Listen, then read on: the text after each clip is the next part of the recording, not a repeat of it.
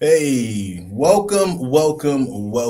I am your brother OJ Kenyatte Johnson, and this is the first of our collab between Melanation and the Black Moor.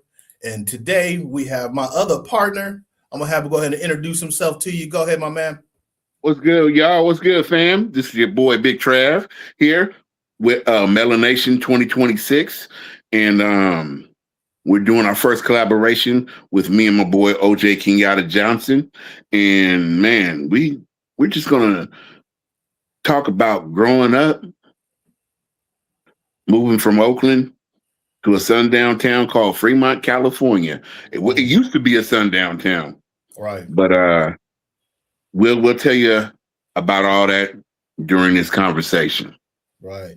Now let's start off. Tell the people a little bit about what is Melanation 2026 that we got going on. Explain that to the people. Melanation 2026 is a collab where we're going to get everybody, whether you're melanated or not, we want you to just love black people.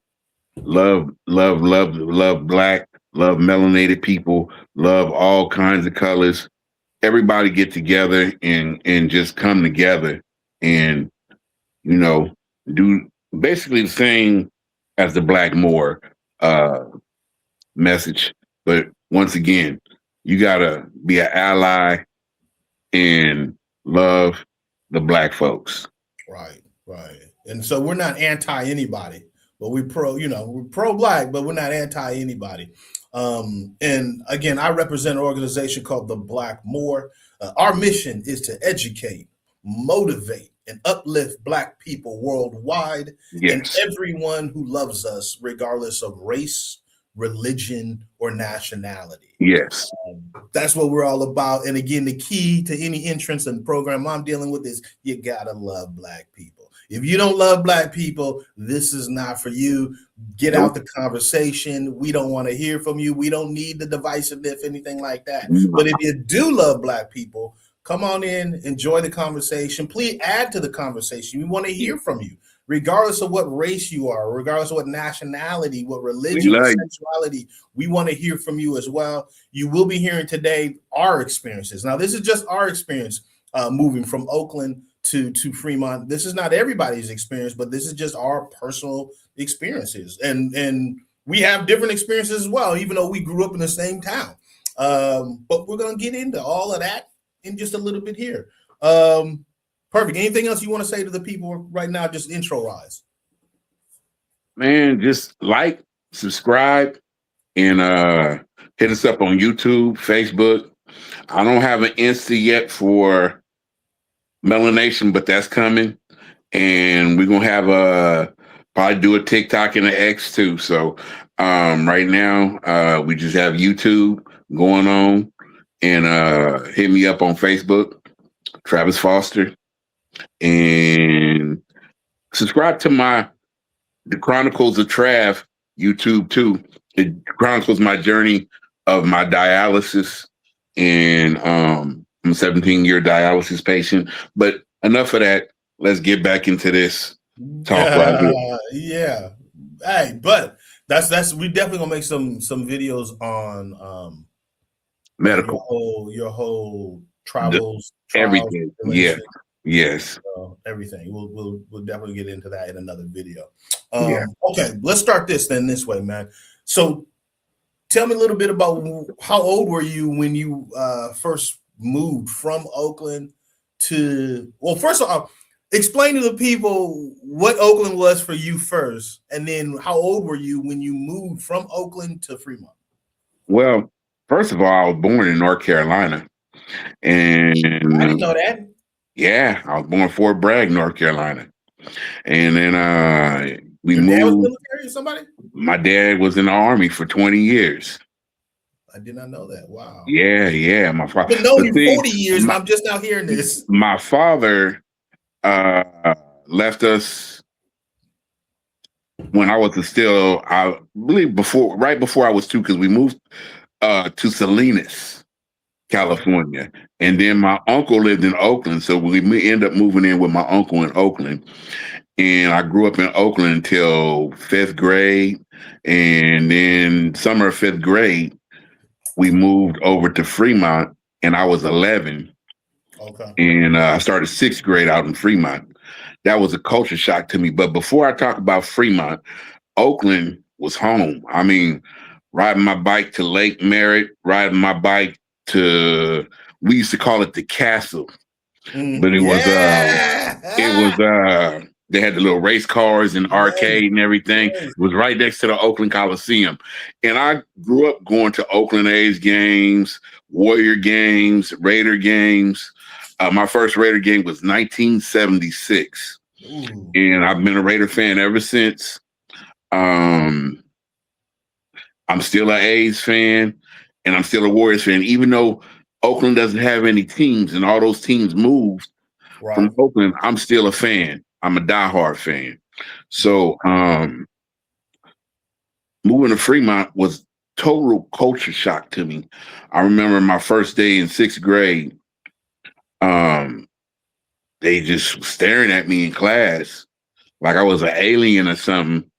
And they said, well, you have the baggiest pants I've ever seen in my life. Because I guess wearing tight pants was a thing in the 80, 85, 83.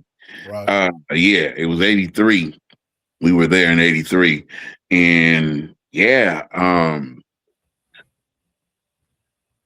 I would wear baggy clothes because my mom wanted me to grow into my clothes. So Right. I mean, that's how we was raised, you know.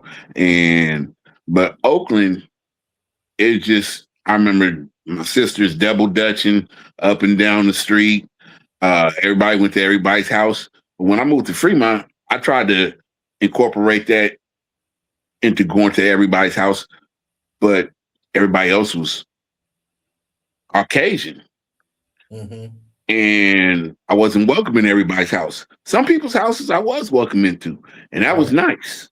Right. It was very comfortable. But I've had that uncomfortable feeling too, especially in class. My teacher hated me. My other students hated me. I was jumped. I was chased home from school. I tried to get beat up every day on the playground. Man. I went through a lot. Do you remember your very first day, like in school? Hold on. Yeah. Yeah. What was that very, very first day like? Like I said, getting stared at, getting looked at, and then the N-word came around. Yeah. And I got chased home from school. Wow. But kids were curious. I had hair back then. Hair gone now. But I had hair back then. I had just shaved my Jerry curl off. And I bought I had Jerry curl in 6th grade? No, I had Jerry curl 5th grade. I had shaved my head, and then my hair grew back. I had regular haircut. Then I had wanted to get a flat top. Right. Because I seen all the white boys getting flat tops during the summertime, crew cuts, they would call them. So then we had the high top fade come out, but I didn't start getting that until 8th grade going into 9th grade. That's when the high top fades came out. Yeah. So yeah. Wow. I think when I first met you, man, you was wearing like some round schoolboy glasses back then. We were both kids and stuff, but you had some round schoolboy glasses, I remember. And I just obviously used another black person. If you black in my town, I was trying to meet you. Yeah, we were friends. Yeah, absolutely. My experience, so we moved from Oakland to Fremont in about, I think, 1973. I was about three and a half years old. Wow. Right? And so everything that I knew was just all black people. My family, the neighbors, everything was all black. We moved early again when I was a kid. And so all my neighbors immediate neighbors were white. Nice people, but you know what? I had some people that were very racist, that were just also racist, or just racist so much where it's like a normal thing, and that's just the way they spoke, right? The neighbor across the street, right? The first time I ever heard the N-word or was called the N-word, it was before kindergarten. And I had a neighbor across the street who, again, I'm not going to say his name or anything like that, but You know, his family was part Spanish. I think his mom's Italian, but they were very Anglicized, and he was freely able to curse and use the N word, right? At Yeah. like 4 or 5 Yeah. years old, right? Wow. And then my parents used to hate it because I couldn't cross the street. So he would yell some things to me and then cross the street, and I couldn't do anything until the day came when my dad was like, look, next time he calls you that, go across the street and handle it. Whoop And I that chased him, trick. and I did it right then and there. Beat the brakes off him. Yeah. Right. And I'm in kindergarten, like 5th grade. Now, I do remember this, my very first day in kindergarten. Mm-hmm. I knew this is the day I knew I was different, or I felt different. Up until that point, I never really felt too much different. I had my family and everything else. And my neighbors, the older kids that were there, they were great to me. Absolutely. My next door neighbor, they were my aunt's ages, right? I lived with my aunties as well. My aunties lived with my parents. And they were great to me, like bigger brothers and sisters and babysat me. But again, a couple of neighbors were not. First day in kindergarten, I show up, everybody's looking at me like an anomaly, man. Like they never seen a black person in the world. Right? I felt like an alien. They over here rubbing on my skin. Touch your hair. Let me touch your hair. Touching my hair, my afro, right? Everybody else had like feather haircuts. I had a fro. They trying to touch on that. And then I remember, like, how come this side of your hand is different than this side of your hand? What the hell is going on here? Kindergarten. The crazy thing, though, is some of those kids that rocked with me in kindergarten are still my friends to this day. Exactly. I still got some of those friends that are still part of the Blackmore. As soon as I started that years ago, they rock with me. And again, still friends and stuff like that to this day. So I'm very grateful for that. But you know what's funny? Yeah. That when we was getting ready to move into that house, the neighbors, we had a contractor there, and the neighbor said, we hope no N-words is moving in this house. And so with that being said, we moved in there, and none of that, some of the neighbors wouldn't talk to us at first, but then they got to know us and seeing what kind of people we were, that we were people. Right. Just like them. Right. Worked hard, cleaned up our house, kept our cars clean, kept our yard clean. Yeah. But we was just like them. Right. The hustle was the same. It wasn't nothing, no different. So they got to know us and they got to like us. My mom there was a prejudiced guy across the street, and he passed away, and my mom and his wife became very good friends. They good friends to this day. Hey, Miss Jean. I didn't say no last names, but hey, Miss Jean. Hey, Miss Jean. Yeah. So they're friends to this day, and that's good, you know. And my mom, she was the first Black waitress in Alameda, California, and she was part of desegregation in her hometown. She was the first Black to go to the all-white school, her and my Uncle Mike. So, I mean, they had taken part in this, and they seen me. And I remember when I came home in 6th grade, I had a little white girlfriend. My mom said, they gonna hang you out here with that white girl. I said, Mom, they don't do that no more. And but I remember when we went to her house and I took her home, her sister said, let me not say no names. Her name was Lolita.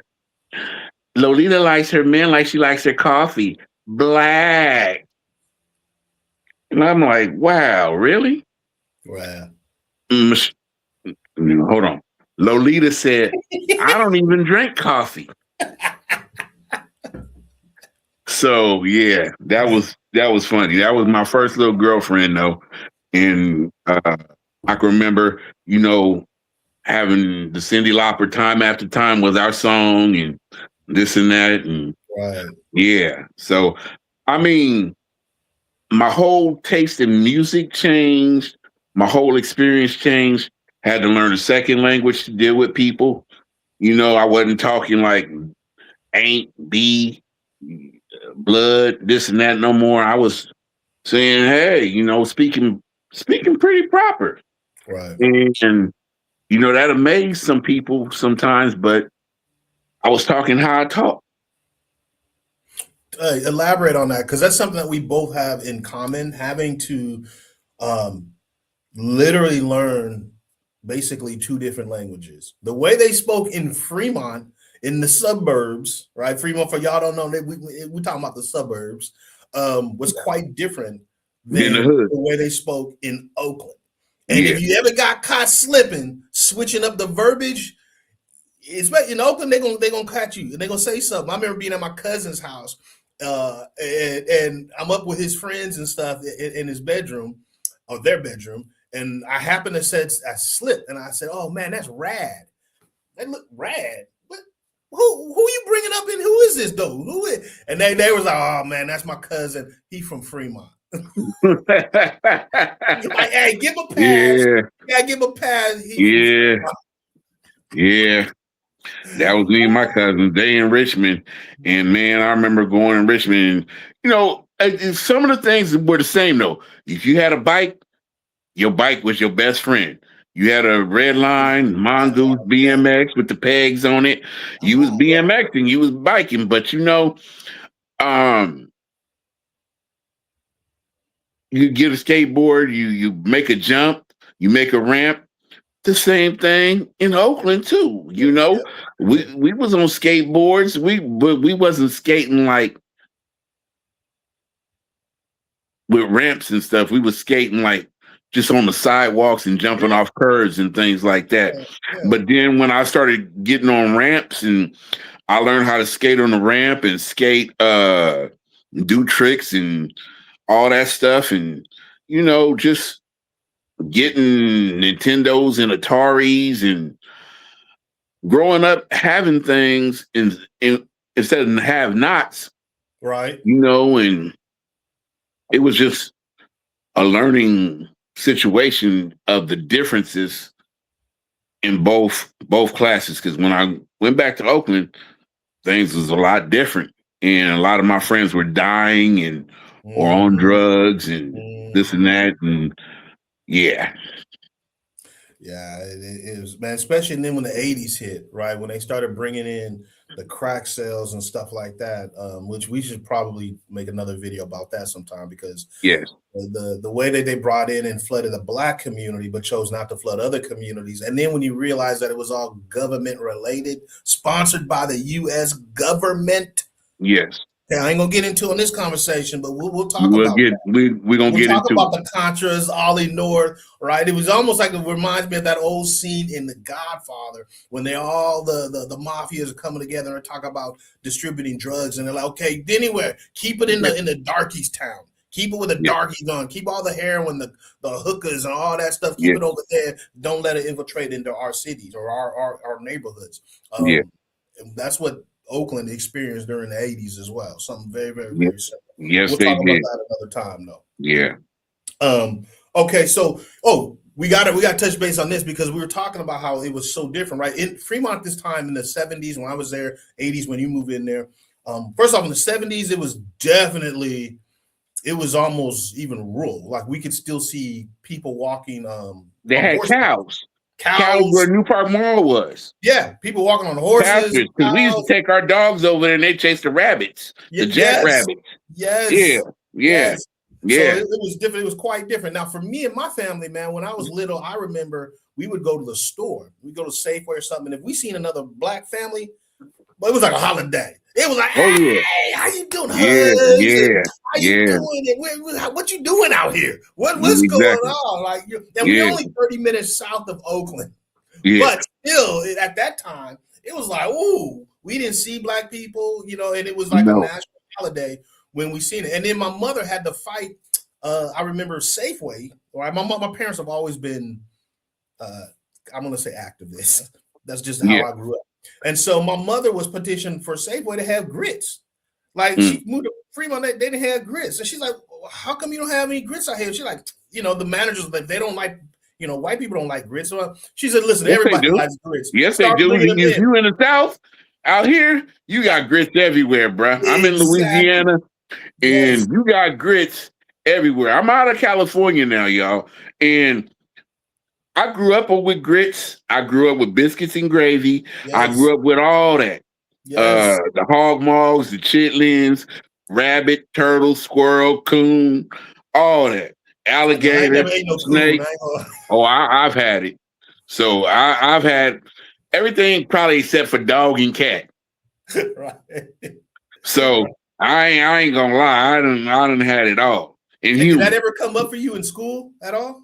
You know what? We talked about it, and I was talking about what I ate, and people be like, "Oh, you nasty! You eating Yeah. oxtails?" Right. Ugh. Right. You know, hey, that was a delicacy in my house. Now it's a delicacy all over the place. You see, it came on YouTube and TikTok, and now everybody want to eat it. Right. Just Right. like the grits, the shrimp and grits. You can get them corn grits with shrimp and or whole oxtail or Mississippi pot roast Yep. as a delicacy in a lot of these restaurants. Yeah. And grits was a poor man's meal, just like Yep. spam. Yep. I grew up with spam too. I grew up like a Samoan with spam. You know, like real talk, I was like a Hawaiian in my house. Spam was my favorite. I had the deviled ham, the Right. spam, and the Vienna sausages. When Yep. I was living in Oakland, we had the government cheese. I'm Yeah. talking about the kind you had to slice, and That big block. we had this. Yeah, we had the The big heavy block, block. You can do some curls with that big old block. bruh. And then the bologna that was like this thick. Yeah. Come on, man. Right. Right. And I used to trade sandwiches with my boy because my boy, I'm gonna call him Mondo. He would come Okay. to the schoolyard. He had the bologna with the onions on it. He hated it. I said, man, give me your bologna and onion sandwich. I'll give you my sandwich over here, or my peanut butter and jelly. I'll take your bologna and onion sandwich. Right. So, man, and then I had A&W, which was around the corner from me. Mm-hmm. And man, that's when A&W was real, and they had real food and real meat and Right. real everything. Real And and pop. man, Right. yeah, That reminds me, man. That's another story where I felt different. I felt again my whole elementary school. I think I don't know if I said this already, but when I was second grade, I came to my parents and I said, you know, my parents told me this psychologically messed them up. But I came to them and said, hey, is the whole world white? Like, is everybody white? And Oakland is a special planet just for black people who look like me, who eat the foods that I eat, that talk like me, that got right, hair like me, like an right, afro. Is that just a special? We always got to go there for that. And my yeah, parents was like, "Oh my God, what did we do to this child?" Right. yeah, And speaking of that food, right? I remember being second, third grade in class, and the teacher going around the class. And I made a video about this earlier, but little like asking, what did you have for breakfast? All right. Little Becky, what did you have? Oh, I had oatmeal. Okay, well, little Tommy, what did you have? Oh, I had eggs Benedict. Oh, okay. Little, blah, blah, blah. What did you have? And then they come to me, OJ, what did you have? I had grits, eggs, and bacon. And the whole grits, what is like, ugh. And then at the what's time, the great? popular That look show like called mashed potatoes. Mel's Diner at the popular show, Kiss My Yeah, my Grits. grits. Yeah, Kiss My Grits. They had no clue what, and I was like, what is going on? Y'all don't even yeah, eat this. Like, that's a staple in my house. exactly.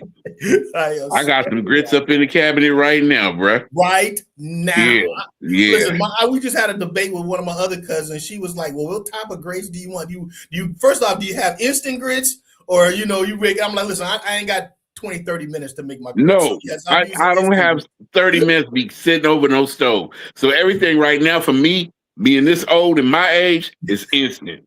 Instant. If I can't cook it like within about like this morning, I took an hour to make me some breakfast. Right. And my dog ate it. I don't want to even get into that no more. But yeah. We're talking that offline. You were saying that. If it ain't quick, I don't want it. But like a lot of people who excuse me. Bless you. And like a lot of people, thank you. And like a lot of people these days, it's a lot of things online that's instant gratification. And a lot of people want things like this. And that comes with how we live in these days. Back in the day, it took a while to make stuff. We didn't have microwaves. We had to heat stuff up in the oven. We had to heat stuff up on the stove. So you're getting a hard bread, heating stuff up in the oven.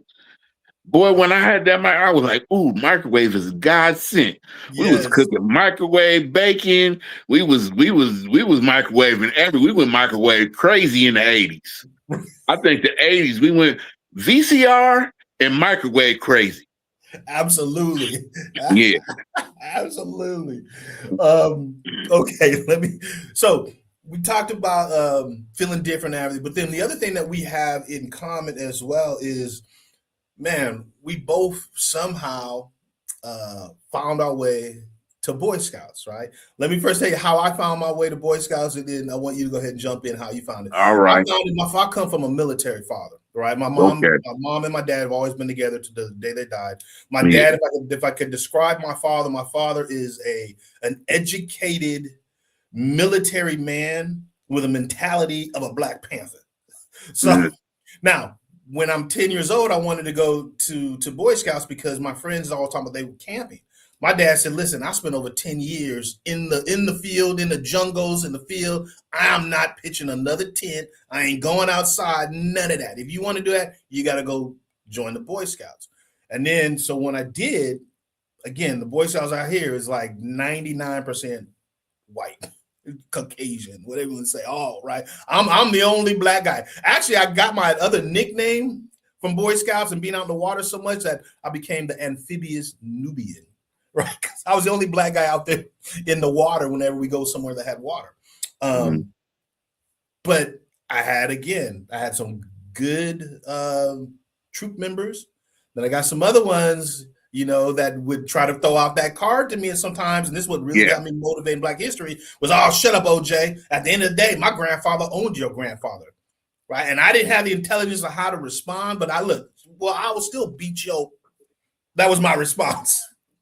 Talk to me a little bit about how you got introduced into the Boy Scouts, how that happened, and a little bit about it. Well, one of my friends in the neighborhood, Latino guy, he introduced me to the Boy Scouts, and I had took over his paper route too. Was delivering the Argus paper, which was our paper for Fremont, and that was my first little job, and I hated being home because my stepdad was very abusive, and I'm sorry. I just wanted to get out the house, so I stayed out the house all the time. And when I was in 6th grade, I was riding my bike and passed opening, and he said, "Oh, this is the Boy Scouts," and they said, "Oh, come on in," and I came on in and end up joining and end up getting skill awards and merit badges and learning things. I even learned how to swim, because Black folks, we don't know how to swim in the water, and I learned how to swim doing that. But during that time, like you said, I was the only Black in Boy Scouts, except for there was one more guy. He came like a year later, and I had fun actually going camping and stuff like that, even though a lot of them was prejudice. But I had fun and learned how to make stuff, learned how to do stuff, learned how to build fires. Thought I was Rambo with my Rambo knife and going fishing, doing this and doing that. And, but like I said, when it came to summer camp,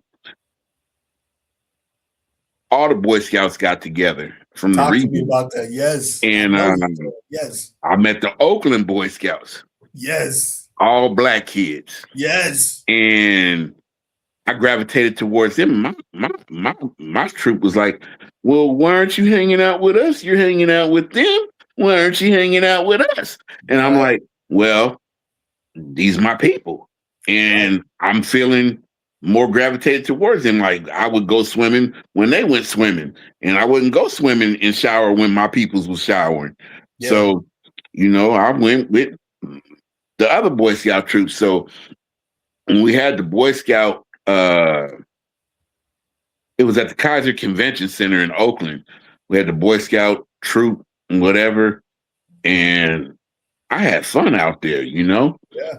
and I loved it. And then I stopped going to Boy Scouts because a lot of the pressure of the prejudice and stuff like that. So I believe I could have got my Eagle Scout if people would have believed in me and if they would have taken the time to put into me. But after being told I wasn't welcome in their pool or I wasn't welcome in their home, I'm gone.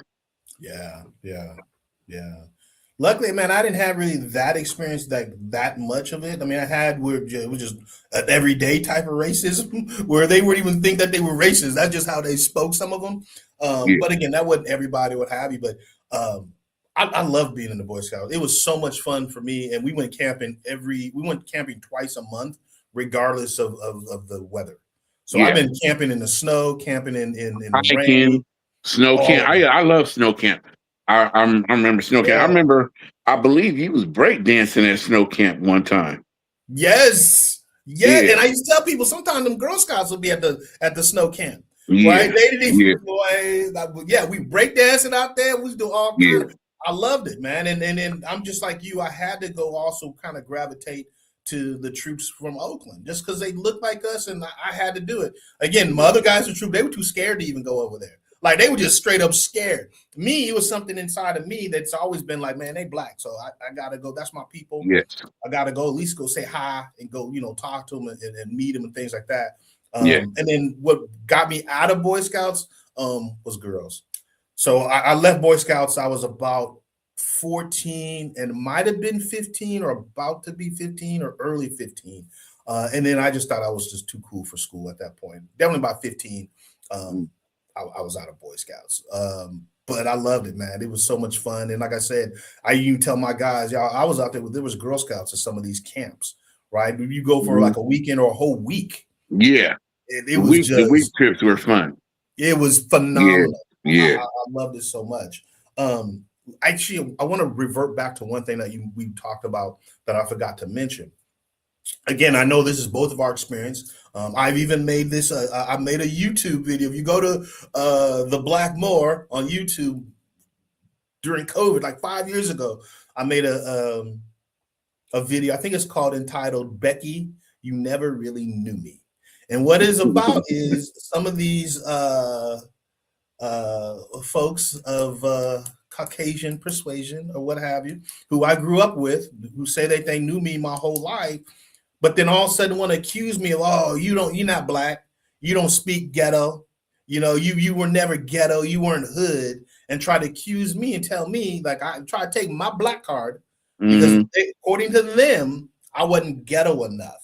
Yeah. Right? Oh, you weren't ghetto, you never did this, you never did that, blah, blah, blah. I didn't hang out with a lot of athletes in school because I was hanging out with my girl. I was all about the girls. I know you was. But I knew everybody. Like, again, if you were black in Fremont, I made it my mission to let's talk. I gotta meet you. We gotta become friends. That's just how it is. But I know we have that experience. Tell me a little bit about folks that are trying to take your black card, because out here in Fremont, if you're trying to speak proper English, they assume you got to be with a lot of slang or a lot of words and stuff like that. Talking a little bit. I've been told I was whitewashed because I like comic books. I like Star Wars. I like Star Trek. I grew up a science fiction nerd guy. I was a nerd up until about probably like 9th, 10th grade. And I ain't gonna lie. And then I got NWA came out and I lost my mind. But see, but I was real into Dungeons and Dragons. I was like, we both still love comic books to this day. I do too.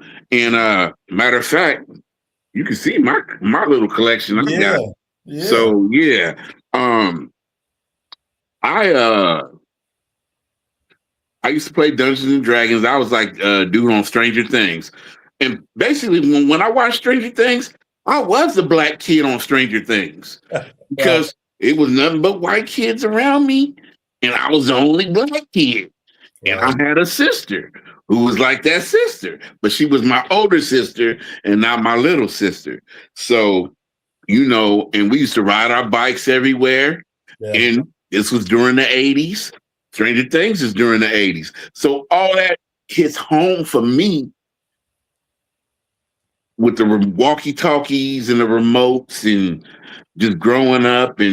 But like you said, being proper or being a nerd, I was until like 10th grade.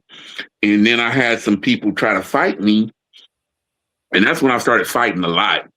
And I got kicked out of school, ended up getting sent to continuation school, which was Robertson. And then ended up getting sent to adult school because I got kicked out of Robertson. I hit the principal on an accident. And That's never a good thing. well, I was getting jumped and he grabbed me. Oh, okay. And yeah. And so went to adult school, ended up getting my GED and went to Los Medanos College in Antioch and went to PCA 32 class and got my reserve police officer training there. And I changed my life around.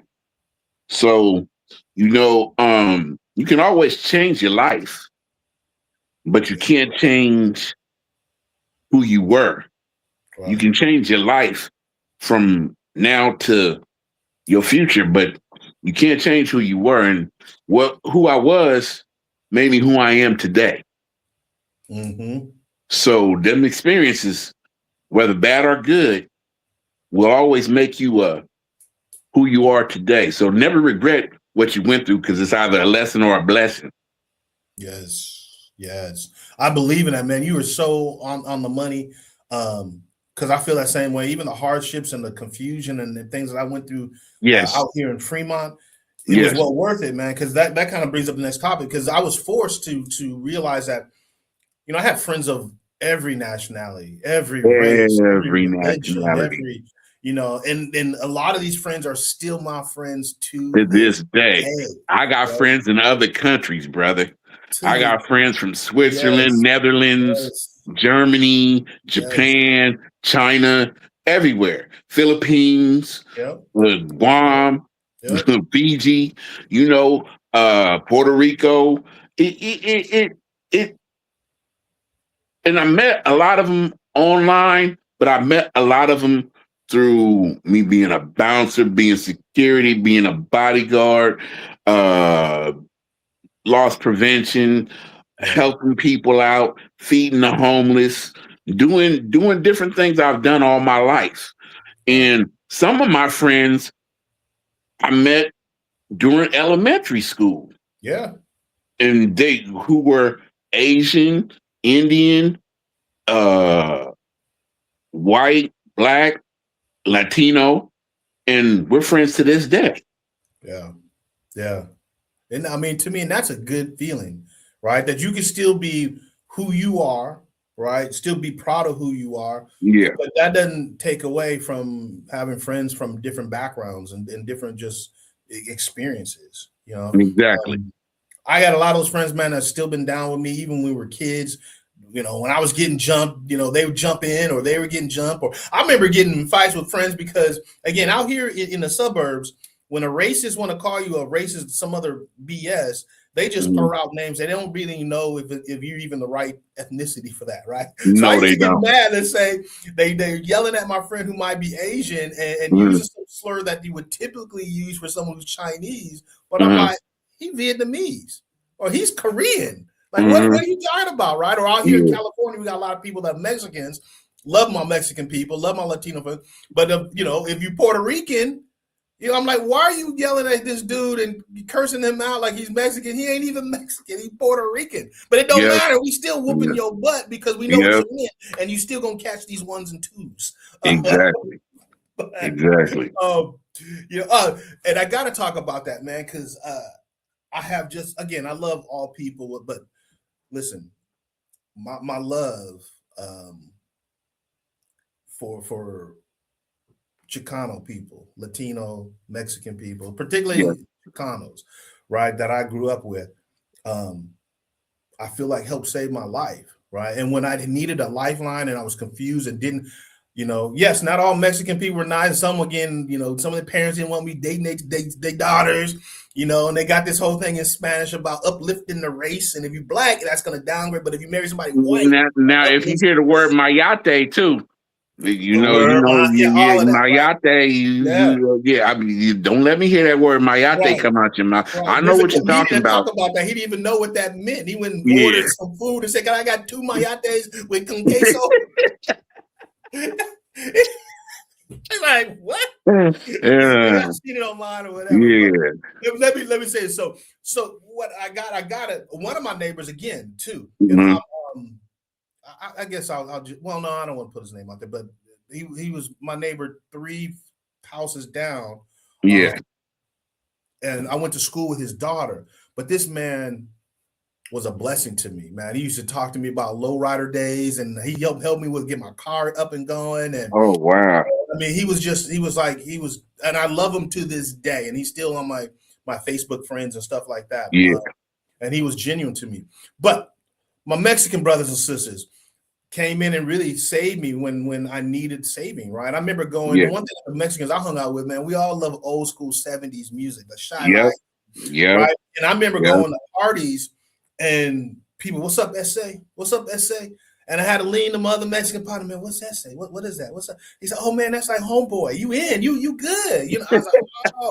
And then what I really knew is when the moms started calling me mijo. Oh yeah, you hungry, mhm, mijo? I'm like, hey man, yeah, what is that, like a slur? He's like, no, that's baby boy. He's like, oh, you like one of yeah, the family. I'm like, yep. oh, To okay, this okay. day, one of the moms still call me her. So she met my mom, and uh, I used to always go over. And I can say his name. I'm gonna say his name because Yeah, go ahead, he's been my friend since 7th grade. Charles Wybera, Yeah. and his mom is like my mom. And when his dad passed, I cried, bro, because that was my best friend from 7th grade to today, basically. He's an awesome person, and he's known as Darth Raider in the Raider Nation, and that's where I seen you at one of the Raider functions. I told you come meet me over there. I'm over there with Charles, His brother's a and DJ. yeah, I've hung out with him. Yeah, Lynn Yeah. graduated with you, so I think or did before me, but yeah, no, yeah, with my sister. No, with my sister, because yeah. Lynn and my sister was in the same class. Yeah. So Great guy. Great guy. yeah, Lynn is you awesome, Lynn. Love you, bruh. We see you at the Raider games. We see you on TV every weekend, brother. Yes, yes. And so Charles' mom took me, and I was first time I ever had some real homemade tortilla chips. And she used to make us snacks all the time and cook and just make good food. And Yeah. then I ended up and we're gonna talk about this interracial dating. My first wife was white and my second wife was Latina. I don't look at color for love. Love to me, love sees no color. Right. And I looked at the heart, but unfortunately, I looked at the wrong heart with my second wife, but that's neither here nor there. That was a Yeah, lesson. we gonna get it that one, but yeah. That was a lesson. So, That was a lesson. but I've had Latino culture in my family since I was growing up in Oakland. My babysitter was Latino too. Thanks to the Perez's. Hey, how y'all doing? They owned a tortilla factory in a restaurant in like a little 7-Eleven. And I grew up watching what they watch. I had to watch the Telemundo, the Nobalas, the A Team in Spanish, Yeah, and all that, and learn what they learned and You're ate what watching they ate. Telemundo. Telemundo, Univision, Univision. Yes. Yeah, and I grew up eating in the palace with the huevos and whatever they ate, I ate. So I had the sesos, the lingua and everything. Yeah, So yeah. yeah. One of my best friend growing up was Portuguese, but then I had another close friend in 7th, 8th grade, man, that I used to spend the night at his house all the time. And again, his father passed away, but man, he would call me Mijo as well, and I would just call him Dad, right? Random in the street, I call him Dad. He called me Mijo. But here's a crazy thing, man. He was related to Sheila E's family, Oh right? yeah, So they're from Oakland too. Yeah, I'm Oakland, right? So yeah, the Escobedo family. yeah. And so when I spent the night, this man had full on conga drums in the living room. So, we wake up in the morning and his mom is cooking, my buddy's mom's cooking breakfast or whatever, and We dad be playing the Congo. hitting it. Oh, that's Oh, dope. like Rick and That's dope. Ricardo, like, you know what I Yeah, mean? Oh. And I just have so much love for that family. It was just, I loved them to this day. Unfortunately, again, Pops tragically passed away during yeah, COVID. Never made it through COVID. yeah. I speaking of COVID, I went through my trying time with COVID. I don't know if you remember that or not, but Mhm. yeah. Man, a I lot of thought I people, wasn't gonna make it, but there's been times do I've been in the hospital where I wasn't gonna make it, but God makes a way. That's all I'm gonna say, and we'll get to that subject at another time. Right. Yeah, You mentioned about the wise one thing. One thing I just got to throw in there that because I can't make a video about growing up in Fremont without mentioning this. I met my wife now in 8th grade at 14 remember? years old. I didn't Yeah, know she was going to be my wife. I wasn't planning. I was anti-marriage. Was never going to get married. I thought you was marriage gonna be a player from the way Himalaya. of life, right? I thought marriage. My parents stayed together my entire life, but they're the only Yeah, people who did that, and so I thought that was just fake. I'm like, nah, I want to be like the Fonz. I'm trying to, yeah, and at the time I thought Baskin Robbins 21 flavors. So I was out here trying to taste all 21 flavors before I picked the flavor. 31, Right, 31. right. Yeah, And I love all women dated sisters, and then it just happened that after I dated my wife on and on, off and on, all through high school, and she just been the one that that would have everything that I wanted. And when I started to think about, when I wanted to decide that maybe I should get married, because I started yeah, thinking about, well, this is a girl I want to see the last face I see at night, the first face I see in the morning. I yeah, definitely know that when I got older, this is going to be the one that's going to have my kids. Because she checked off even the box, like, well, a major box for me was, hey, if the relationship doesn't work out, how is she going to be with my kids? I already knew that I was going to be a very, very involved dad. I want to be there every single day, regardless mm-hmm. of the relationship. And the way she grew up, I knew she would never stop me to be with my kids. You know what I mean? And So as see, a I went dad, through that with baby mamas when they trying to stop me to be with my kids, yeah, and that's how I had to get custody of them. right. But I'm proud of you, man, because y'all been together for a long. I remember when y'all started going together. So I mean, I I remember meeting both of y'all. Yeah, I mean, So it's been a long journey, and like I said, I didn't know, crazy thing I would say, like I said, I didn't, I dated other sisters, and I love, and me I'll too. Yeah. never be anti-black woman. I'm your No, biggest supporter. we I come got to from a tell this black quick woman. How can we story. be anti-black woman when we come from a black woman? I love Exactly. my sisters. I love my melanated sisters. Give me a chocolate, no sugar, no cream. But I All have yet day. to meet one like that. That because I'm don't drive and things like that, they kind of toss me to the side. But how can we build it? I want to be like, how can we build together? Together. You see what I'm saying? Yeah. Let's build together. Let's do this together. I don't want to. Well, what are you bringing? What are you bringing? Let's build together. So, ladies, if you're out there, Right. let's And build hey, and together. that's what you want, because that's the quality. You don't want to be, married 3 times, 4 times, 5 times, No, 6 times. So no. you want to get My that my my quality. my father's been married 11 times, bruh. Shut up. No. And I'm not gonna even put my mom's business out there, but I don't want to be married more than what I've been. I didn't want to be married more than one time, to be honest with you. Right. But things happen. And the first situation was my fault because I still wanted to be a player from the Himalayas. But the second, I thought that was my happily ever after, but I was wrong. Yeah. Yeah. You know? It's crazy how life, works out. Let me tell this quick story, man, because this is just true and it's just, I don't know, it's mind blowing to me. So I just want to get it on tape. Yes, So sir. again, I didn't know if I was getting married when I was 17 years old. Me and my wife, we had broke up. Like I said, we dated off and on. I started dating this sister, man, who, when I knew I'm 17 years old. I knew from day one she was the Marion type, right? She probably gonna see this video. Her family or her her husband, all of them. She was the Marion type at 17 years old. Good girl and conscious.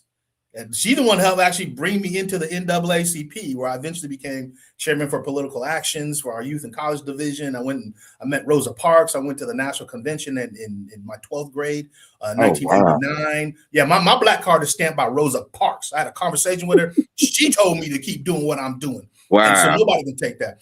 But the crazy thing is, we ended up later stopped dating. Me and my wife ended up getting back together, whatever. But here's the crazy part. She's such a good person. She met a dude, man. She met a good brother who, man, he's fantastic. That's my guy. They had kids. And so this decades later, right, I get to watch them. Here's the crazy thing. My wife was working for a Visa at the time, and she's for customer service. And she comes home one day and she's telling about this new coworker manager that she vibed with. Brother, great guy. She's like, he's so nice.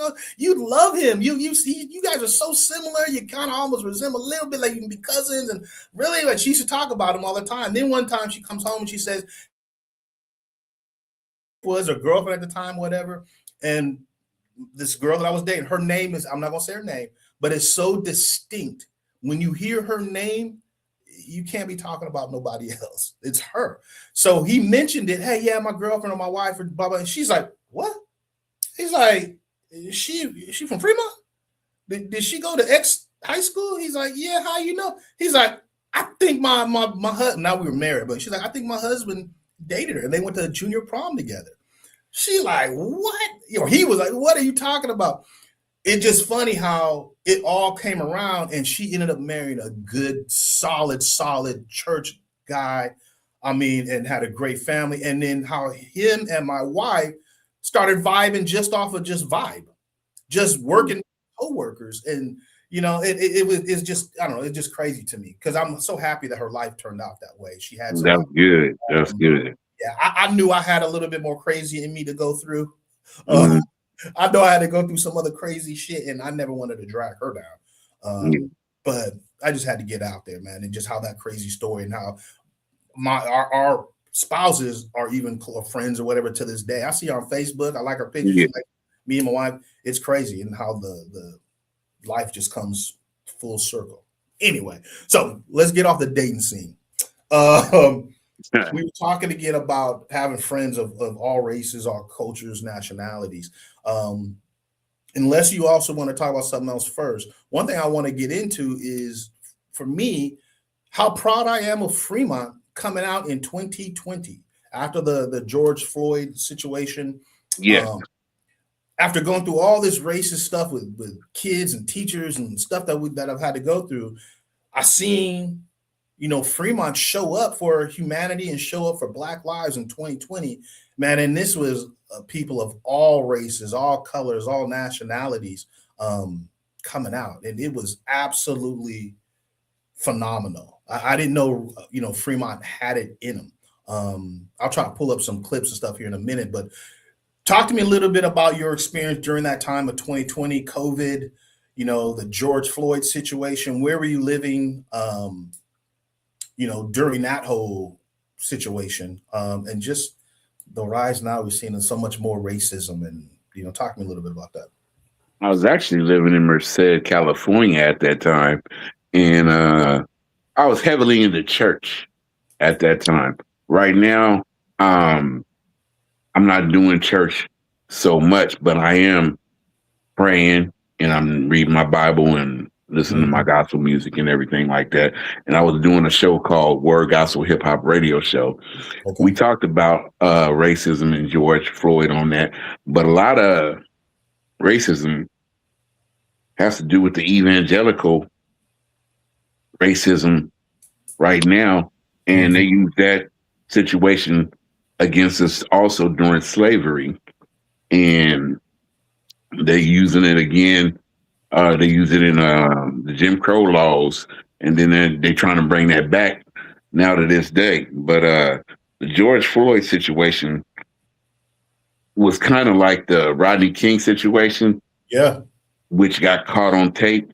And I remember going to Reserve Police Academy, and they kept playing that Rodney King beating over and over and over, and said, "This is what you don't do.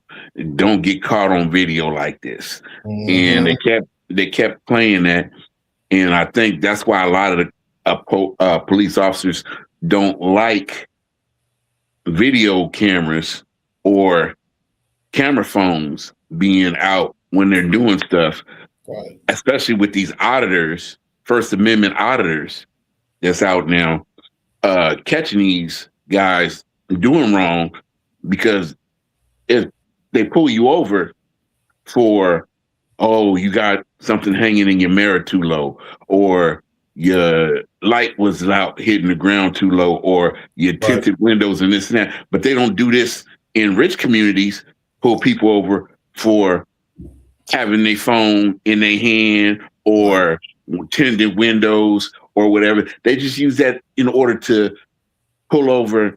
And I'm getting off the subject a little bit.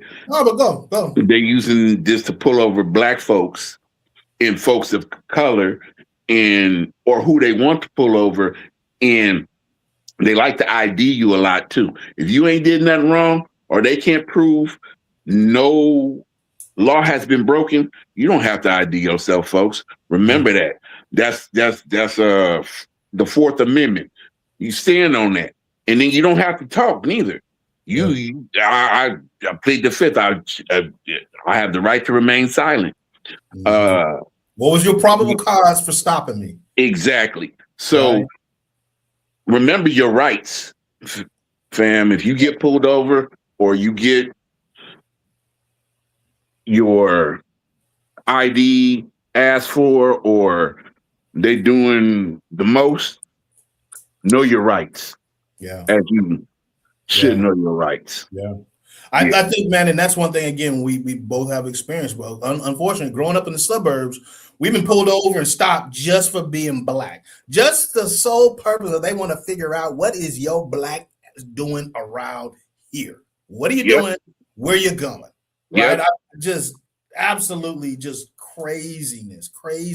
My cousins used to tease me so much because we'd have parties out here in Fremont. And when you come to my parties, my parents' party, again, it's multiracial,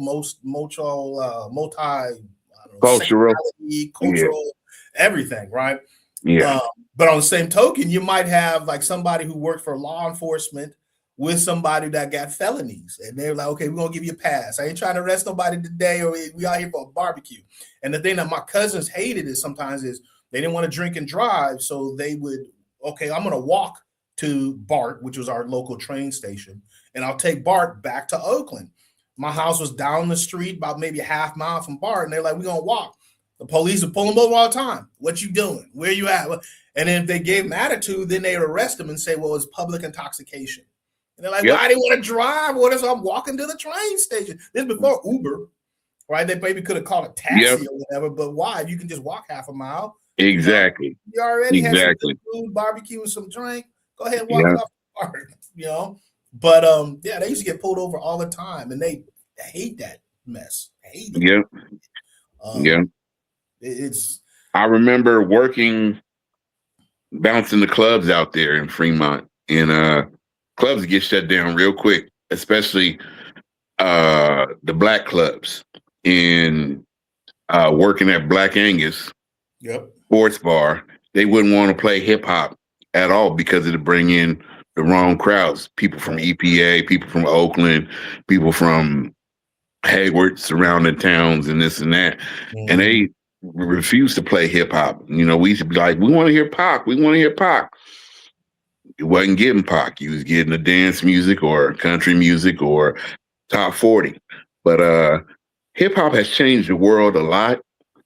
And I remember MTV Raps came on probably ninth grade, 8th grade, going in ninth grade, I believe, something like that.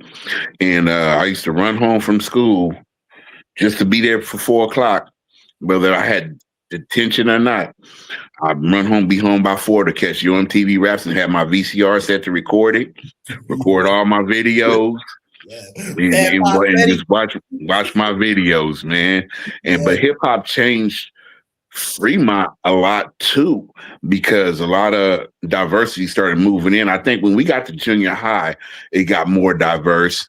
Yeah. More Indians, more Filipinos, more Vietnamese, more I had more black Middle people Eastern. in my 8th grade than I ever did in grammar school. Yes. Grammar school, I had about 5 black people. Exactly. 6 maybe, I could count them on one hand. I had 3. Yes. I had 3 in my 6th grade class. See, I'm talking all grades. I only had probably maximum of 6, and 2 of them was me and my sister. Yes. I mean, we had so few black people, and I tell this story all the time. One time when I don't know, 4th, 5th grade, a black man showed up to my elementary school in a suit, and the kids started running to come get me. Hey, your dad is here. Your dad is here. I'm like, what did my dad do? My dad. Oh, wow. So I go to the office. I'm like, that is not my father. That's just a black man in a suit.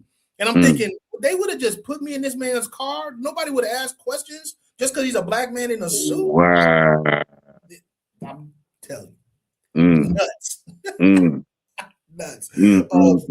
Let's get back to this unity thing, right? Because I think, like you're talking about, right, when hip hop really started, you see a lot more kids gravitating to hip hop culture, rap, music, all that kind of stuff. We always had even the rock kids was starting to turn more hip hop, because you had back in the 80s, you had the punk rock, you had the metal rockers, you had the modern rock, and then you had the preppy kids, and you had the hip hoppers. So I mean, a lot of them other kids started gravitating towards hip hop. Now hip hop is just the biggest thing out there, and you can't even go nowhere. Even prejudiced white people like hip hop. So I mean, what are you doing? I've watched videos where, okay, you got hillbillies listening to hip hop. You know what? And here's the thing. Like, I've always been the person, even in like junior high and high school, to always want to be like, look, know what you're wearing, know the culture. Like, I used to hate people that wear X hats. And like, remember when FUBU was big? People was wearing X hats or whatever and thought it was for the number 10.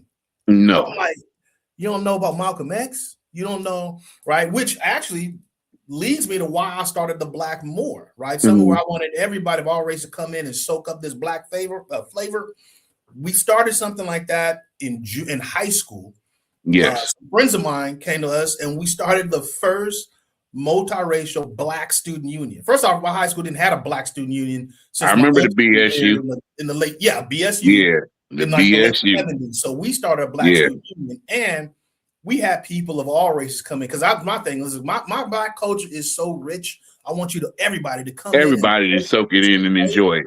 Yes. Yeah, and that was in the 80s. Crazy thing is, some of those people, and you know who you are still rock with me to this day. If you go to the Black More, especially the Facebook, some of those same people have been with me since I started, and just good, real allies. I'm not talking fake allies. I hate it when people jump into the culture, they get what they want out of the culture, and then you never hear anything else from them. Exactly. You know what I mean? Not about the culture. Man, we're going to talk about that later on, too. That's People who use the black culture and ran away. And ran away. Justin Timberlake. I was just going to say that. One of them talking about Madonna. Yeah. Talking about they brought sexy back and then never came back. Exactly. We'll get into that later on. That's some other videos. I do want to see if we can play this one video, man. We'll see how it goes, and then I'll post some pictures.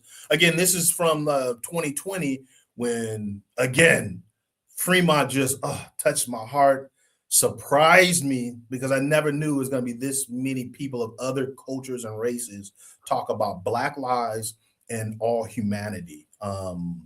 just amazing. So let me see if I can get this queued up and if I can get our sites looking the right way that we need it, and we'll play around with this. And then if you want me to pause it, it's about 3 minutes and 40 seconds or something. And if you want me to pause it, I can pause it at certain things or certain spots.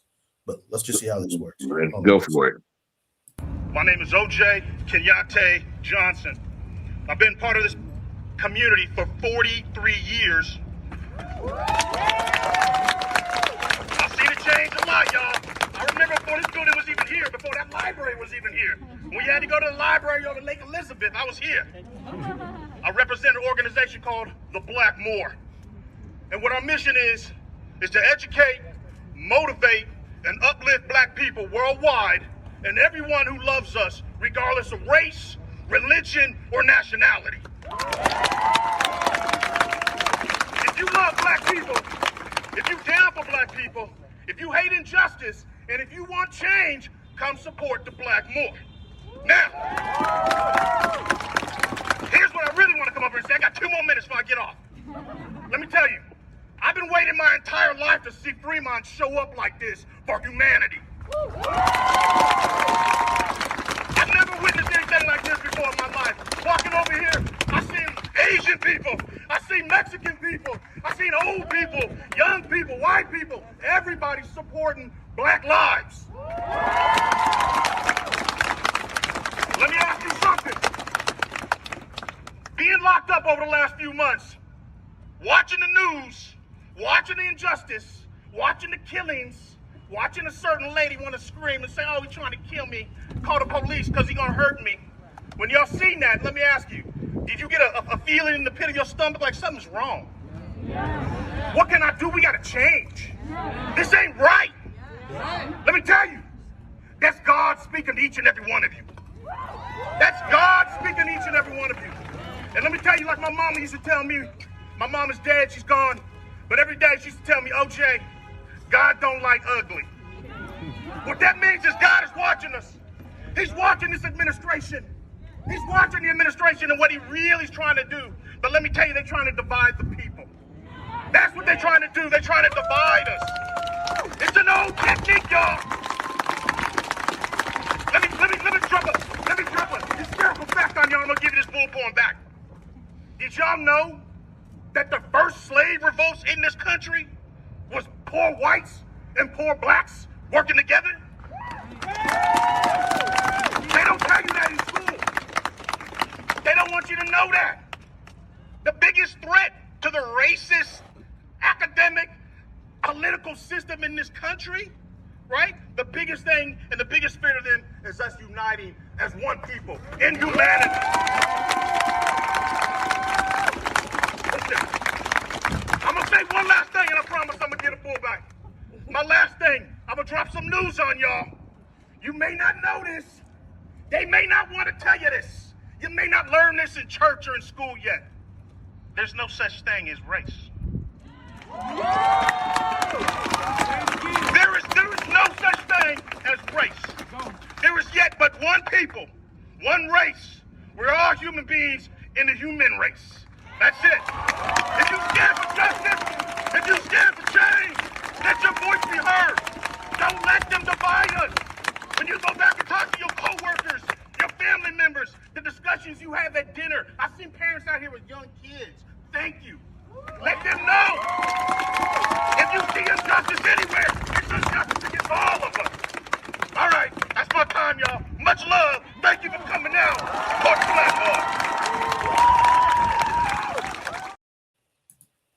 Excellent, excellent. Hey, thank you, bro. That was impromptu. I just got up and spoke. That was on the steps of the Fremont Police Department in 2020. Again, and I had my kids out there with me. You know, to have my kids out there protested, like, yeah, and that's half the reason why I do some of the stuff that I do and want to post it on now that we live in an age where you can post stuff that'll live forever. If I die today, I want my grandkids to know what was that grandfather about. What were you doing in the 2020s, right? And I wanted the record be shown that I did everything that I could in my little self to speak up and speak out. And against white supremacy, racism, and everything else when we're trying to tackle, yes, everybody. When God said, hey, love thy neighbor, but don't act like we're not acting like that, right? no, Love we're your not. foreigner like you love yourself, Yeah, and like you love your own family members. yeah. Go ahead. And that's the problem that we're having today, that we're not loving our neighbors, and we're not showing that kind of love, and we're not. It's not even the United Nations no more. This is the divided nations, Yeah. unfortunately, and we have to unite. And that's why I'm doing the melanation thing, because I want the nations to be as one. Right now, it's red and blue states. It's you're this or you're that, Democrat, Republican, or you're against me, you with me or you're not with me, man. And Thursday, I was sitting down in there's a lot of chairs in the doctor's office. This lady comes sit down right next to me, her and her husband. I had on my headphones, but she started talking to me, so I took my headphones out. She said, what would we do if we didn't have the phones to look at? I said, probably go back to talking to each other or magazines and newspapers like we used to, and talking to each other. And me and her sat and had a good conversation. And she said, I like to hear other people's point of view, because she looked like she was a Republican, but I don't know what she was, to be honest with you. But we talked, and she says, I like to hear people's differences of opinion. I said, me too. And I said, back when I said, I really don't like to talk about religion or politics, but, right now the world is in a bind. I mean, everybody think everybody's the bad guy, or everybody think everybody's against them. If they're not with them, they're against them. I said, you can agree to disagree and keep on being the person you are. You don't have to be a Republican. I said, I'm not a Republican or a Democrat. I'm going to tell you, I vote independently. And I vote who I think is going to lead the country in the right way. And we need to get both of these yahoos out of office and start all over again. Because right now, ain't nothing right. Nowhere, period. The whole country's going down bad, very bad. And it's not a color, it's not immigrants taking jobs. It's the rich man getting richer while the poor man's getting poor. And groceries just done went up again. Gas done went up again. Listen. When a Big Mac meal is $18, that's a problem, bruh. Me and my wife were just talking about this because it was cheaper to go to Chili's and get the 2 for me deal than go to Burger King. And the food is better. And the food is $30-something, and the food is better because I spent like $17, $18. I didn't even get no big burgers.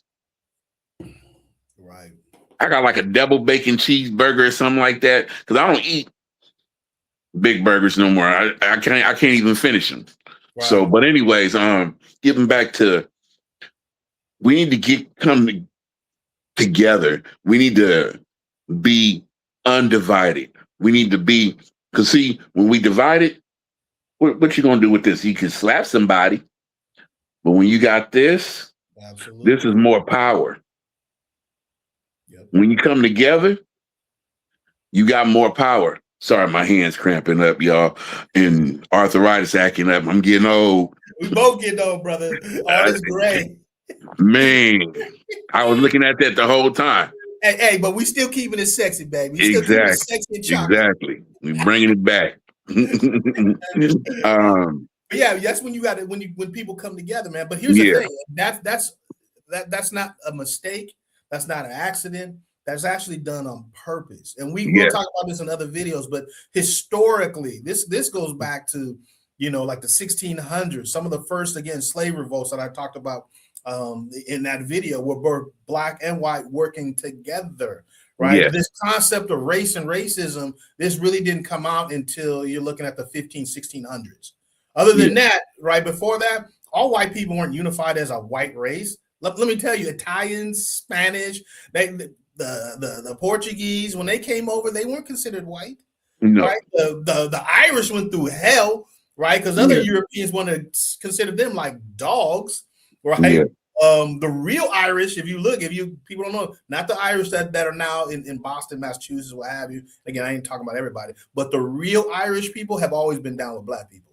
Always. Yep. Like I'll probably do a video on the real history of that. But the Irish people who came just from Ireland, came to America, have always been allies with black folks. That's the whole thing about it. But again, I think you still have that same technique. I don't care if it's 1600s. You now see that very, very prominent here in the 2020s, where you have certain devices put in place where trying to divide people. Not only take away people's rights, but try to blame and make it like, hey, your problems are because of these people. If it wasn't for these problems, your problem ain't because would be much better and pie in the sky. But we all know that ain't real. The problems we got right now is because of those people, the people at the top. They're the real problem. Yeah. And if we don't see that, and if we don't get that mentality, we need a whole new mindset as Americans. And when you pledge allegiance to a good cause, pledge allegiance to America, but the right America. Right. Because they tell you, oh, you don't belong here. And then, where do I belong? I'm born here. Right. I was born here. Shit, not only that, listen, here's what, and again, I didn't have the intelligence to say this when I was younger. Obviously, I do now, and I know my history. But, man, they used to burn me up because both of my grandparents, my grandfather and my grandmother, served in the military. I got pictures of served in the military. And this when they came home, and when in World War II, right, they treated captured German soldiers better than they did our black soldiers. And then when they came home, the ones that came home in the South, you will see a wave of anti-black violence towards these American soldiers, where they were hung and mutilated in their uniforms because other people thinking, oh, now you think you're uppity.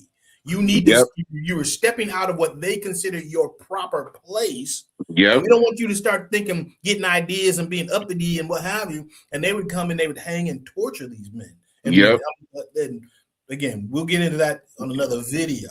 Oh yeah, there's a lot, especially when the soldiers came back and they wanted to get houses and housing and didn't get the housing, or if they did get the housing, it was stolen from them, land stolen from them, burned out, chased and that's out. They can get the GI Bill, right? Which was supposed to be for everybody.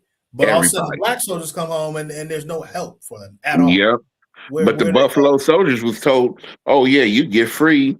You'll be a free man. You'll do this. You'll do that. You get this, get that. You in a mass grave. Well, man, and I got we can do a whole thing on the Buffalo, so that's part of my history. Okay, what looking at a couple quick notes. I got one other topic I definitely want to make sure that we hit with school, but anything else that's on the top of your mind growing up in Fremont, or anything else that you wanted to talk about? Just a lot of, I actually had a lawsuit against the Fremont PD. They had beat me up. I was doing loss prevention for Safeway. Speaking of, when you talk about Safeway, I was doing loss prevention at Safeway, Fremont Hub. And I'm going to say his name, Officer Crandall. He, him and Bob, Officer Bob, whatever his name is, they beat me up and cuffed me up and then let me go because they had nothing on me, and they found out I was loss prevention. And I kept telling them, that's my car, my keys fit my car, and I did the alarm, I did everything. But they had my leg in the door, talking about if you damage the door, we're gonna sue you, and slamming my leg in the door and choking me and punching me in my face. Wow. And right at the Fremont Hub, and an old white man walked up and said, "Hey, leave him alone." And they said, "Get out of here, old man." And then my partner at the time, who was my loss prevention partner, he said, "Leave me alone too." And they told him he'd get arrested too. And they used all kinds of devious tyrant tactics. Yeah. They pulled me over before and got me for loud music and got me for air freshener hanging from my rear view mirror. I had ticket after ticket after ticket after ticket. So I had to leave Fremont and I moved to Oakland, back to Oakland. And then I came back to Fremont a couple of years later when I moved back in. Well, not even a couple of years later, like about 9-10 years later, because I had moved to Newark. In Newark, I didn't have these problems, but Fremont, I always had these problems. Yeah. Man, I remember one time me and my wife got pulled over. And again, we weren't married at the time. We were I was managing a camera store. And so I used to be able to check out all the new cameras and video cameras in use. So I had knowledge of them before I sold them. We went to Lake Elizabeth to go film the sun come up. So it's like 6:30 in the morning. We're out there filming. When I come back, the police pulled me over at the corner, 5 houses away from my house, right? Mm-hmm. And here's the thing. They said, well, your car fits the description of a car that was involved in a robbery. And I said, oh, really? I said, first off, my wife, and I was a passenger, we were driving her car. It was she had a 380Z with T-tops. So like convertible, right? T-tops on one side of the window, it painted in there, said Julie. On the other side, it said OJ. And the license plate says, oh, Julie loves OJ. And so I said, oh, this car fit the description? The license plate says Julie loves OJ around it.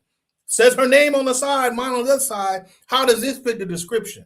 Right? Oh, well, we don't worry about that. No. What are you talking about? Either charge me or let me go. And listen, I'm 5 days down the house, so we can go talk to my parents. And I said, listen, if you want to bring up my dad, Big OJ, with some foolishness like this, it ain't going to be a good day for you. Yep. He eventually just said, okay, just go home safe and be on your way. Yeah. And I'm like, and I had to tell, look, here again, you just witnessed it. You ain't pulling me over at 6:30 in the morning, 7 in the morning, saying this car fits the description of a robbery suspect. And, with a license plate that says Julie loves OJ, got a name on the windows and shit. Come on. They were just really, you're black. What are you doing? What are you up to? Yeah. I want to find out what's going on. Just horrible, man. But we had stories like that for days. And I remember growing up, Hammer Mama and my mama was best friends. And so when MC Hammer moved out to Fremont, we would go over there sometimes. And, you go over to that area, the Mission Hills, you go over there to that area of Fremont and you get pulled over all the time because that was a rich area. And they say, black people, what are you doing here? What are you doing here? Right. And, yeah. So a lot of people didn't know. Yeah. MC Hammer said, oh, I live in Oakland. You need to live in South Oakland, which is Fremont. Yeah. Right. Yeah. Yeah. I remember him buying that house in Fremont Hills, man. Yeah. Yeah. It was nice. One other thing I gotta say before we get out of here, right? Because we talked about a lot of situations with the police. I wanted to present some of these photos from this rally. Just give you a heads up, man. For some reason, now that we're recording, it won't let me change the view where we can put how we had us on the side and that in the middle. I'm not trying to do that. We'll figure it out later. But let me get back to my point. I gotta mention some of the teachers. I got it because I had some bad teachers, right? I had some bad clergy people in church in Fremont that just horrible. Yes. I'll get to that later. But I also want to shout out to the good teachers, man, because I had some teachers that I thought growing up were super. Mr. Webb. Okay, Mr. Webb was a great teacher. Mr. Webb, Mr. Bega. Mr. Bega. Still friends with Mr. Bega. He was actually on my Facebook page the other day because I said I won a Chubby Bunny contest against him, and he put laughing out loud.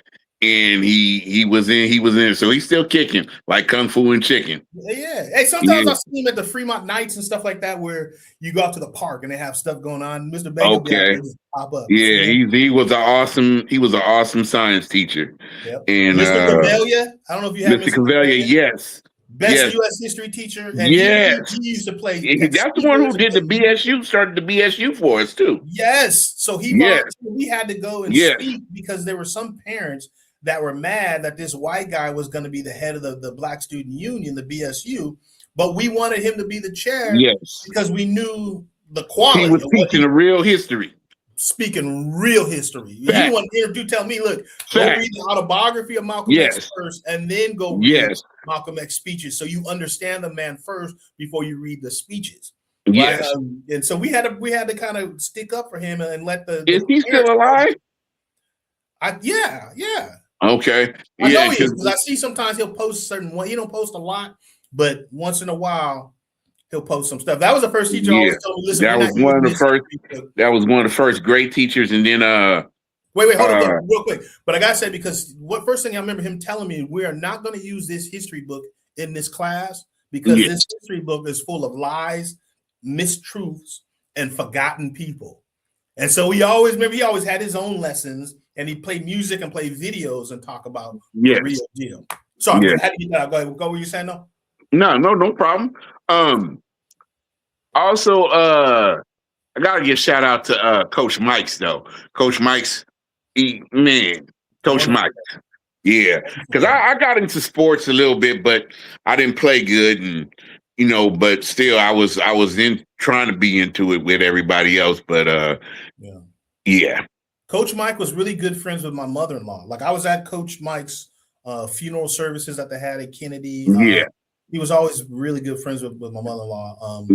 I never played sports because of the racial situation at the time. And I just saved myself because I just knew if somebody ever put their hands on me, my father was going to flip out. You ain't ready for that, right? And I didn't. Other teacher. I didn't know that Danewood died, bruh. Yeah. So he was the one that put me on my butt during football. I heard about they would do see, I could my father would I'm just telling you, you don't want that military Black Panther highly educated man. Most definitely. Like my dad was definitely. I do got to mention a great teacher that helped bring me out of my shell in 8th grade, Miss Kaiser Carson at the time. Kaiser Carson. Oh yes. Is she still alive? Listen, she's still alive. Not only is she still alive, if you really want to know, dude, go to the Blackmore. I got a whole interview with her. She's a very beautiful person. I've seen that interview. Dr. Kaiser Carson. Yep. Yes. Yeah. Now she's just there's Dr. Kaiser, I believe. She went back to Dr. Kaiser. Okay. Wonderful lady. Wonderful. Yeah. Watch the whole video I got on it. I love her so much. And what she encouraged everybody of all races, all nationalities. Like this woman was incredible. And again, wasn't that the drama teacher too? Yes. That's where I met her. That's how I met my wife, actually. Yeah, because I was in drama. I was in drama in junior high, and then I was in drama in high school too. So listen, because when you got to high school with the drama, I was the TA for Mr. McStoney. I remember. And so I didn't have to do a lot of work. Me and you used to kick back in the back of the bleachers eating popcorn, conversating back in the day. But I mean, we had some great teachers. Again, had some that weren't so great. Right? Yeah, I remember when we used to have the music during the lunchtime, and hip hop started getting big, and we used to have the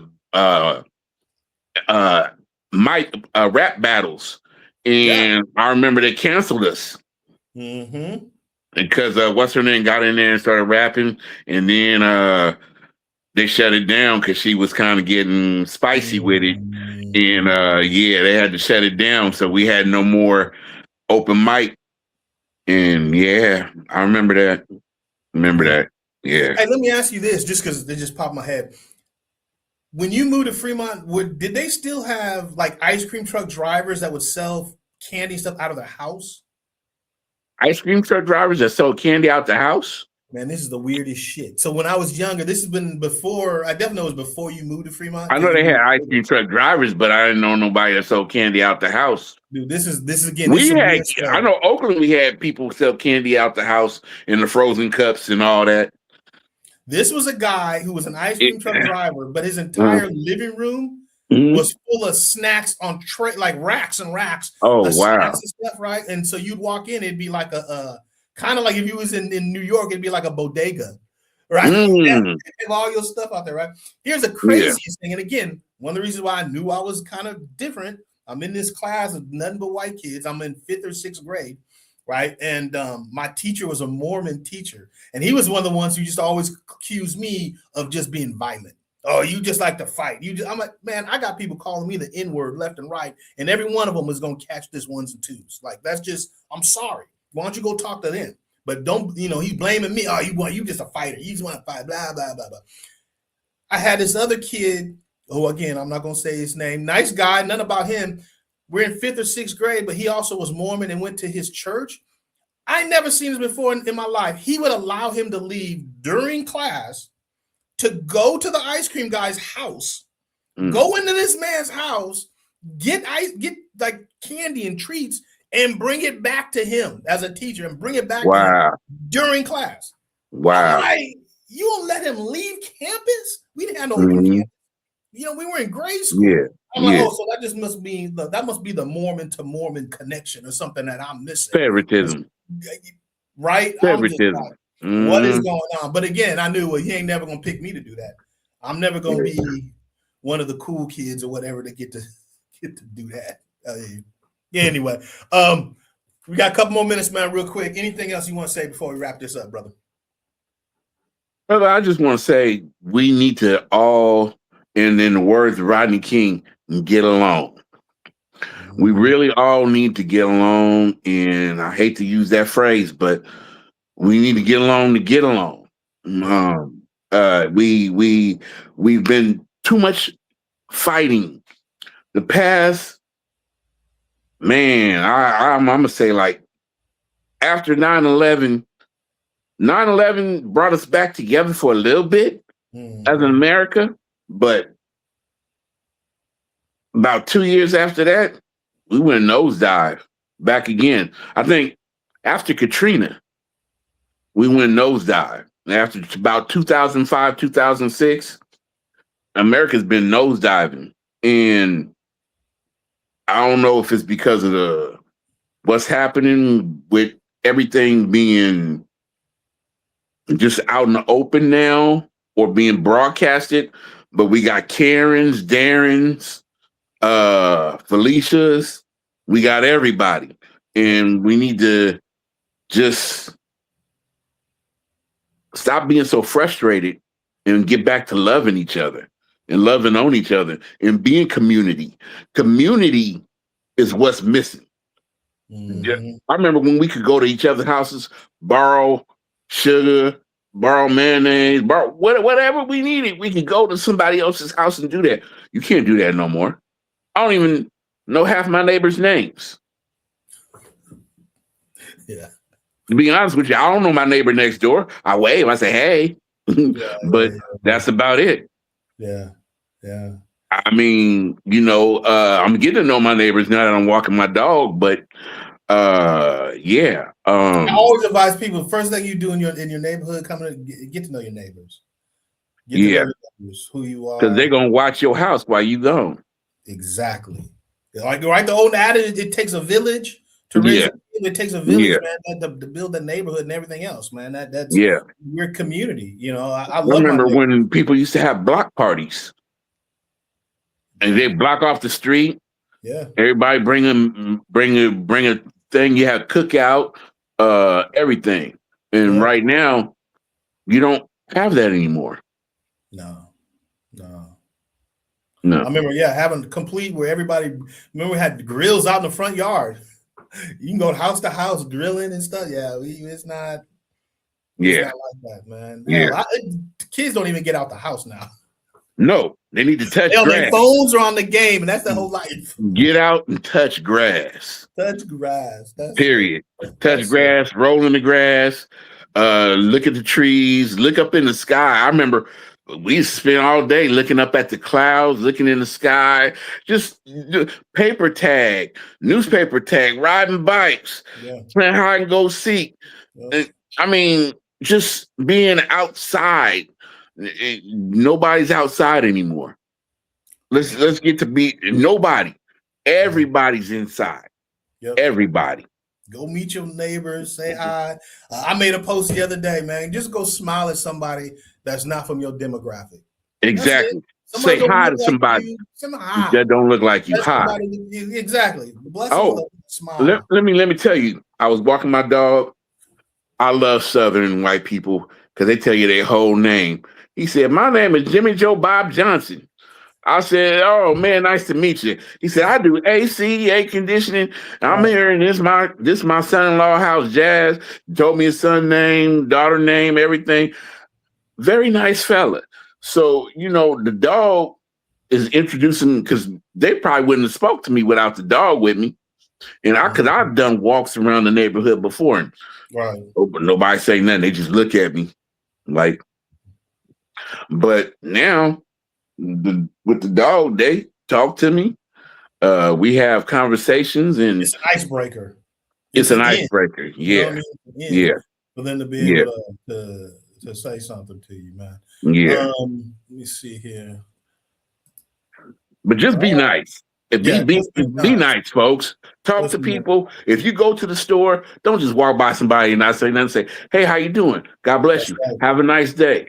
Oh, you look. You know what you look. I like what you got on. You look nice today.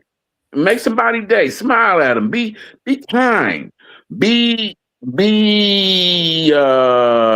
Just be yourself. Don't be mean. Right. Stop being mean. Y'all, there's too much meanness out there right now. Too much negativity. Too much negativity. Right. Let's love one each other. One another. You know what I mean? Yes. Like family. Right. And the golden rule, if you ain't got something good to say about somebody, don't say nothing at all. Because God don't remember this. God don't like ugly. Exactly. Period. God don't. And if you're supposed to be godly, evangelical, all this into your Bible, and you don't love your neighbor, or you don't treat the person like you would treat Jesus. Jesus was homeless, y'all. And if y'all step over a homeless person like it ain't nothing, then shame on you. Right. You should talk to that person, speak to that person, get that person something to drink, get that person something to eat if you got it. If not, go home, make a sandwich, bring it back to them. Yep. I've done that. I went out, it was pouring down raining. Dude ain't had no jacket. I went in home, got a jacket out of my closet and gave it to dude. Said, what kind of burger you want? I bought you the largest burger, the largest drink, largest fry I could get you. Here you go. And that's just out your heart, right? That's out my heart. That's kindness. Right. And I showed that in front of my girls. Right. So, we gotta do better. Yep. We see people struggling and striving. We can't just ignore it. And if you don't want to give them money, give them something to eat. And if they don't want something to eat, then they don't really want, or get them some socks. Get them some hygiene products. Get them something. Yep. Why not? Yeah, man. It's been a pleasure.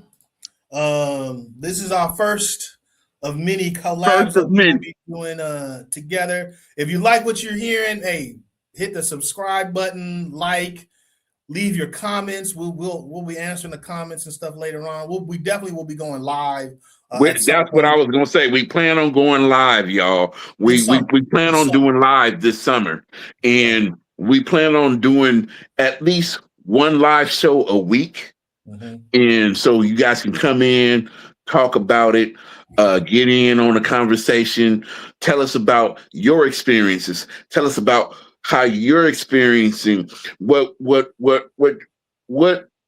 And go in the comments right now and tell us how you move from one place to another and how it changed your life and how you had to start all over, or how you had to deal with racism in your movements in your life.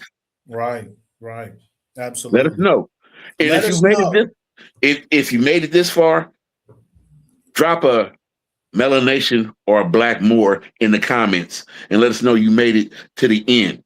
To the end, right? Exactly. To the And end. hey, and if you have any suggestions of show ideas that you'd like us to talk about and bring up or what have you, hit us up with it. All We right. got you. We got you covered. We got you. Anything We else, got brother? you. I don't have the book with me, but we're gonna talk about that book. 50 Truths? Yeah, 50 Truths. It's in my bag. I got it right here. We'll be 50 Truths. What's up? It's kind of upside down with the camera, but No, 50 it's Truths. actually right side up. For you, Is it? you see it upside down, but we see it right side up. Yeah. Oh, okay. So Yeah, 50 yeah. Truths they tried to erase. Black Power, Culture, and Resistance Uncovered. This is by Freddie Taylor.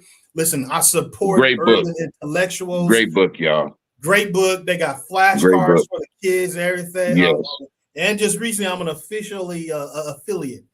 So when you go to the Blackmore, you can buy there, and it'll help support us and what have you, because we get a little bit on the back or what have you. And Melanation, we're gonna have it up too. And we're gonna be having some stuff, some product. You see the t-shirts. Oh, yeah. You see the hats. You see the sweatshirts.